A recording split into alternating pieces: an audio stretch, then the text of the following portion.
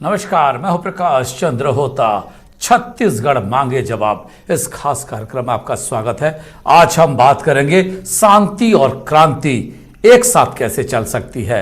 एक तरफ माओवादी कह रहे हैं कि वो शांति वार्ता के लिए तैयार हैं, कुछ शर्तें हैं, लेकिन कह रहे हैं हम शांति वार्ता के लिए तैयार हैं।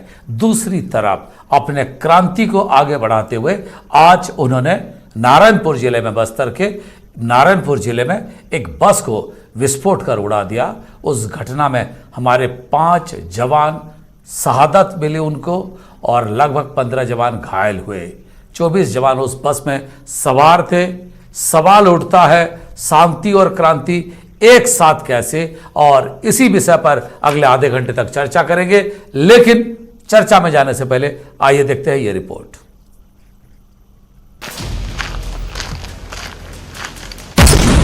फिर साजिश,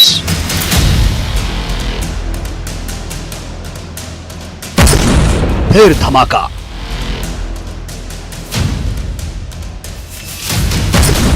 फिर तांडव,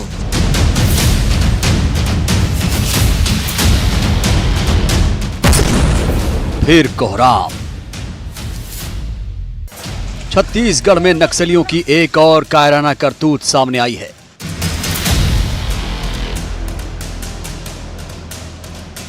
नक्सलियों ने फिर धमाके की वारदात को अंजाम दिया।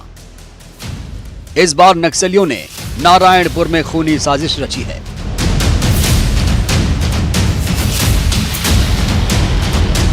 और सुरक्षा बलों से भरी बस को अपना निशाना बनाया है। छत्तीसगढ़ में नक्सली हमला।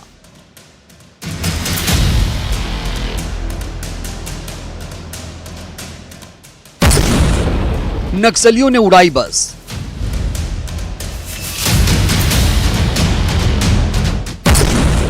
जवानों से भरी थी गाड़ी।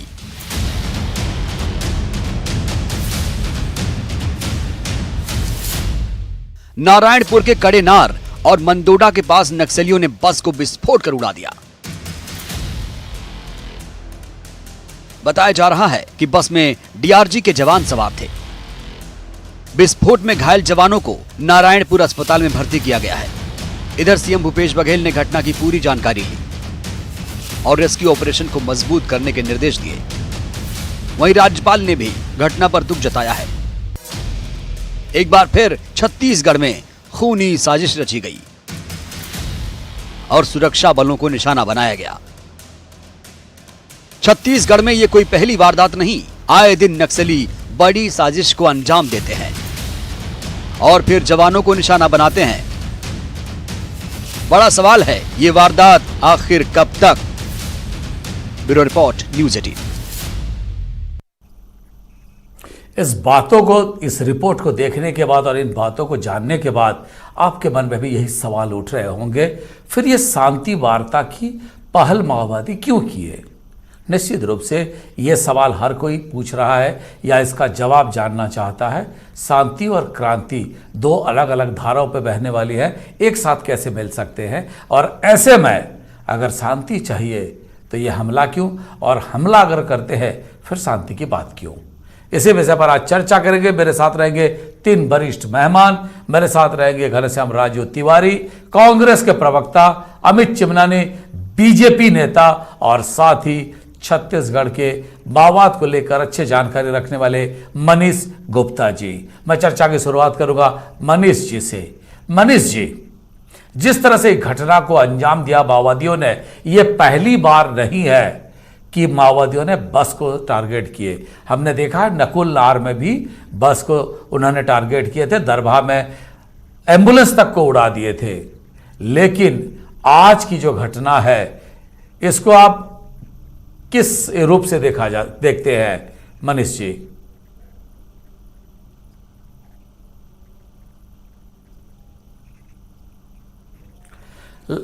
लगता है मुझे मनीष जी से संपर्क नहीं हो पा रहा है। मैं चर्चा की शुरुआत करूंगा, फिर मनीष जी के पास आऊंगा। लेकिन अमित चिमनानी जी, आप इसको कैसे देखते हैं? विपक्ष इस घटना को कैसे देखती है जो घटना अभी हुई है? जी, भारतीय जनता पार्टी की तरफ से सबसे पहले जो जवान शहीद हुए हैं उन्हें विनम्र श्रद्धांजलि अर्पित करते हैं, उनके परिवार के प्रति संवेदनाएं व्यक्त करते हैं और जो लोग घायल हैं उनके स्वास्थ्य में जल्दी सुधार हो ऐसी ईश्वर से प्रार्थना भी करते हैं। कुछ चीज़ें पता लगाना बहुत ज़रूरी है इस घटना के बारे में। मुझे ऐसा लगता है कि 3 किलोमीटर दूर कैंप था पुलिस का और आईडी ब्लास्ट हो जाता है। वैसे जनरली पुलिस इस चीज को पहचान करके कि कहाँ आईडी बिछा हुआ है उसको डिफ्यूज भी करती है, कई बार किया भी है, लेकिन इस बार क्या इंटेलिजेंस की कमी रह गई, क्या इक्विपमेंट की कोई कमी रह गई, हुआ क्या, ये पता लगाना जरूरी है ताकि पुनरावृत्ति ना हो। क्योंकि एक महीने में ये चौथी घटना है माननीय होता जी, और एक तरफ शांति वार्ता का पैगाम आया है, कुछ शर्तें भी आई हैं, तो सरकार उस पर क्या विचार कर रही है, क्या वो शर्तें मानकर ये विश्वास कर रही है नक्सलियों पर कि वास्तव में वो शांति चाहते हैं और उन पर विश्वास किया जा सकता है, तो ये सरकार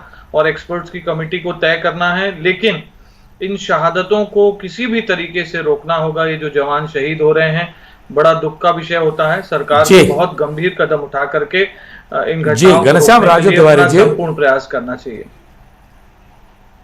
घनश्याम राजू तिवारी जी, निश्चित रूप से किसी भी सरकार के लिए एक बड़ा झटका होता है जब उनके सिस्टम, उनके चले आ रहे सिस्टम पे कोई इस तरह से व्याघात करता है।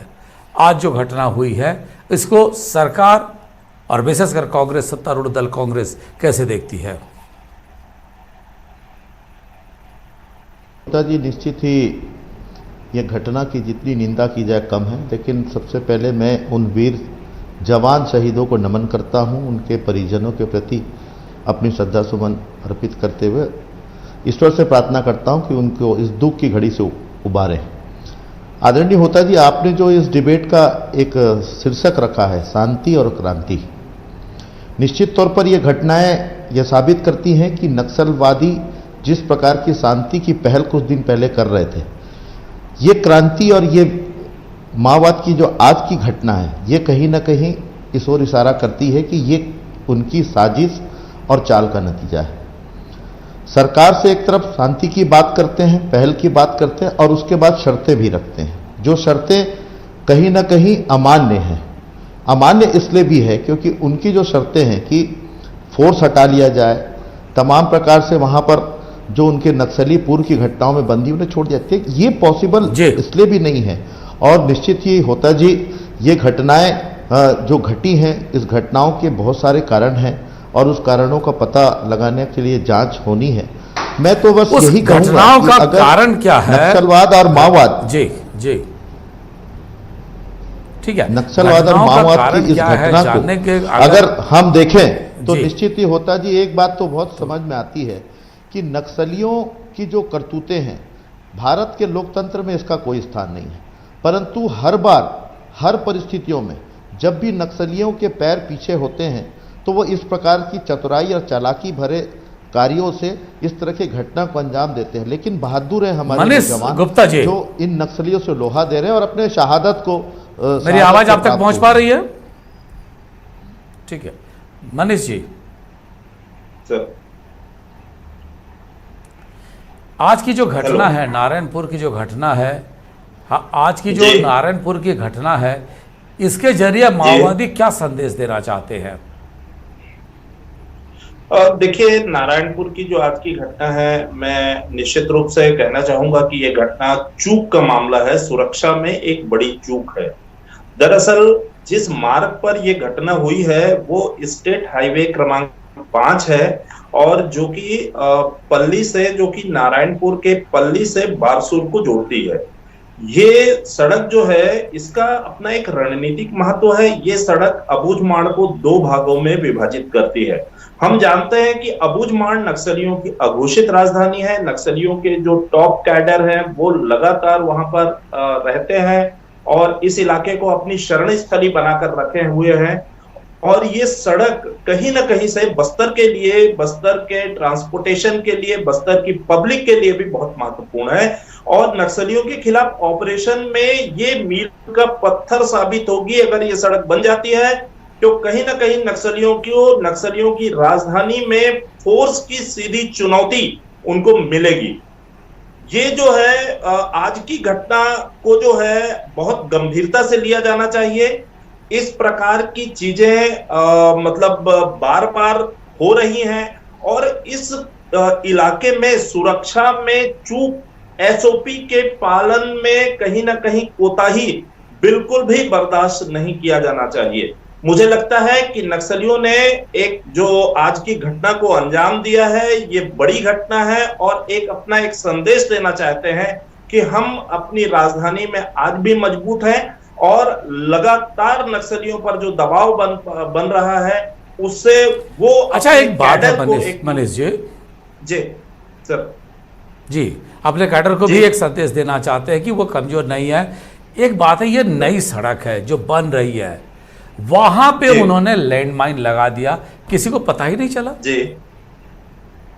अब देखिए, ये सड़क जो है, मैं बता रहा हूं, ये आज की सड़क नहीं है, नई सड़क नहीं है, पिछले 3 दशकों से स्वीकृत सड़क है और ये बहुत धीरे धीरे बन रही है। इस बार जो है सरकार ने और पुलिस ने पूरी ताकत लगाई है। वहां पर जो बारसूर और पल्ली के बीच में 7 जो सुरक्षा बलों के कैंप भी लगाए गए हैं और हर 5 से 7 किलोमीटर में एक कैंप है। चूंकि ये इलाका नक्सलियों की जो कोर इलाका है, आमतौर पर इस इलाके में नक्सलियों ने अनगिनत लैंडमाइन लगाए हुए हैं।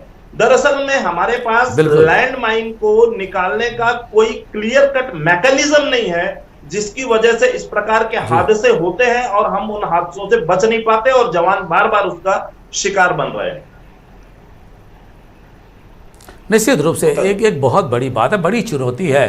घनश्याम राजू तिवारी जी, ये बात तो तय है, जो जहां जहां सड़क बनाने की बात आ रही है, मैं देख रहा था पिछले दिनों आपने तीसरी बार ग्रामीण सड़क के टेंडर निकाले प्रधानमंत्री ग्राम सड़क योजना के, लेकिन कोई काम करने नहीं आ रहा है अंदरूनी इलाकों में सड़कें बनाने को लेकर।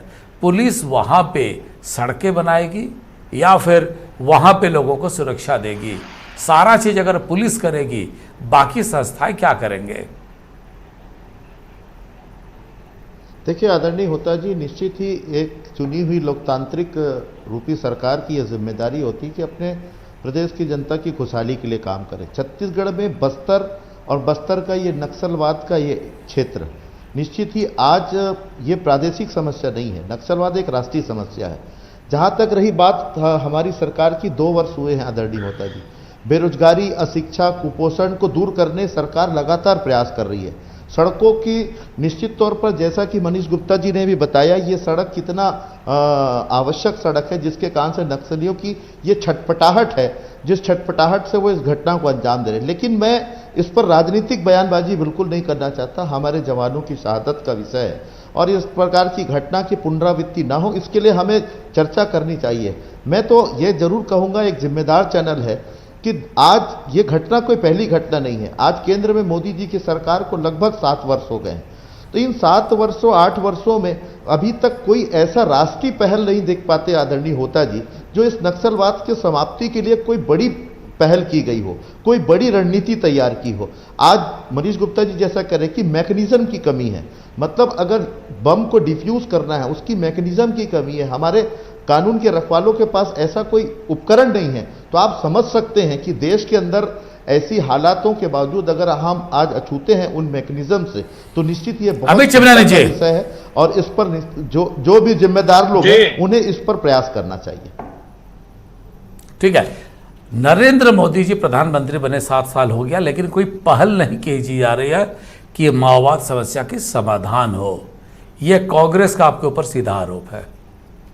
देखिए, कांग्रेस के पास अब कोई काम नहीं है। जिस क्षेत्र में असफल होती है वहां केंद्र सरकार के बारे में कहती है, लेकिन इस बार राजू जी के बयान से हमारे प्रदेश के मुख्यमंत्री इत्तेफाक नहीं रख रहे हैं। राष्ट्रीय मसला है, क्योंकि मैं कह लेता हूं, मैं राजू जी होता जी, ये राष्ट्रीय मसला है, ये कोई प्रदेश का मसला नहीं है, ये राष्ट्रीय मसला है। मैं कुछ बातें रख देता हूं राजू जी अपनी तरफ से। मैं आपको सुन रहा था, मात्र 6 महीने में प्रदेश में नक्सलवाद खत्म करने का आश्वासन माननीय प्रधानमंत्री जी ने दिया था इस छत्तीसगढ़ को। राजू जी, मुझे बोलने का अवसर मिला है तो मुझे बोलने दीजिए ना प्लीज। आप क्यों जब जवानों की शहादत होती है ना अमित जी, तो ये स्थिति आती है, आप नहीं समझ सकते इसको। ठीक है, ठीक है तिवारी जी, एक सेकंड, अमित जी अपने बात को रख ले। राजू तिवारी हाँ, पीड़ा होती है। अब देखिए, अमित आप जी, इतने जिम्मेदार प्रवक्ता ठीक है। हैं और आप इस तरीके से बर्ताव करेंगे तो अच्छा नहीं लगेगा। राज्य सरकार आपके बयान का अगर हम मतलब निकालें तो एक प्रकार से हाथ ऊपर करके खड़ी है कि भैया हम कुछ नहीं कर सकते। दूसरा, मुख्यमंत्री जी ने कुछ बटालियन की फोर्सेस मांगी बताइए थी और बताइए। केंद्र सरकार ने उनको वो प्रोवाइड की। उसके लिए मुख्यमंत्री जी ने एक बार नहीं 3 बार केंद्र सरकार को धन्यवाद देखिए, दिया है। ये तो बात है ना। मेरी बात आदरणीय सुन होता लीजिए, जी, प्लीज मेरा मुझे प्रश्न मत ये टोकिए। नहीं है। नहीं, मेरी बात मत टोकिए ना। प्रश्न आपका क्या, मुझे 7 साल में राष्ट्रीय स्तर आपने पर आरोप इस लगाया राष्ट्रीय ना। समस्या के लिए क्या राजू जी, प्रयास किए गए, आप ये बताइए राजू तो जी, सही। इतने गंभीर विषय पर इस प्रकार की चर्चा अमित करना जी, शर्मनाक तू है। बात इधर देखिए, उधर की शर्मनाक मत कर है। भाई, आप जवानों बीच की में मत शहादत का टोकिए। विषय है। देखिए, आप ये बताइए तो बीच में सही, मत टोकिए आप। क्या केंद्रीय आप गृह मंत्री राज्य अमित सरकार- शाह जी ने कभी कोशिश की देखिए, कि माननीय राष्ट्रीय होता स्तर जी, की मैं इस समस्या प्रकार के से लिए इस छत्तीसगढ़ में कोई बैठ के राजू जी एक सेकंड, राजू जी, मैं नहीं कर पाऊंगा। राजू जी आपने सवाल पूछ लिए ना, राजू जी आपने सवाल पूछ लिए ना, जवाब तो लेने दीजिए। अमित जी को बोलने का मौका तो दीजिए। अगर वो अपनी बात नहीं रखेंगे तो कैसे होगा? अमित जी, मैं सर होता जी, मैं बहुत हैरान हूं। राज्य सरकार का एक प्रवक्ता विपक्ष से सवाल पूछ रहा है। जनता आपसे पूछ रही है, सर आपने 2 साल में क्या किया है? आप क्यों नहीं कंट्रोल केंद्र कर में पा रहे हैं? सरकार किसकी आप है जो मेरे कह- भाई? ये फिर आप राष्ट्रीय बीच में समस्या बोले। है। आप फिर इस चीज बीच की में गंभीरता बोले। को समझ ही नहीं राजू पा जी, रहे आपका हैं। व्यवहार आप इस ऐसा चीज नहीं की है। गंभीरता को समझ ही नहीं पा रहे हैं, राजू जी, इसलिए आपका आप व्यवहार- नक्सलवाद राजू जी, के एक सेकंड, विषय एक सेकंड, एक पर सेकंड। राज्य सरकार के ऊपर थोप कर इस राजू प्रकार जी, की बात कर रहे हैं। अरे पहले गलत गलत बात तो आ गलत जाए, बात फिर है। उसके बाद अमित लड़ जी। लीजिएगा। नहीं, इतने राजू संवेदनशील जी, मुद्दे पहले- पर इस प्रकार की चर्चा, ये है सरकार का रुख। आपको कोई सरकार, केंद्र सरकार से मदद चाहिए तो आप बात करिए। सर टीवी चैनल पर इस प्रकार बीच में डिस्टर्ब करने से समस्याएं 6 महीने में प्रदेश से नक्सलवाद खत्म करने का भरोसा आदरणीय प्रधानमंत्री नरेंद्र मोदी जी ने दिलाया था। 6 महीने में आज 7 साल हो गए भाई साहब, हजारों जवानों की शहादत हो गई। हमने अपने वरिष्ठ कांग्रेस जनों को खोया है, प्रदेश में जनप्रतिनिधियों को खोया है, और आप बात कर रहे हैं कि ये प्रदेश की समस्या, ये राष्ट्रीय समस्या है। आप राष्ट्र के कहीं ना कहीं राजनेता हैं, राष्ट्रीय जिम्मेदारी आपके पार्टी की है, प्रधानमंत्री जी की है, कहीं ना कहीं अमित शाह जी की है। आप इस राष्ट्रीय समस्या पर इस प्रकार की बात करके अपनी जिम्मेदारी से नहीं बच सकते। इस प्रकार से फेल हो गए हैं।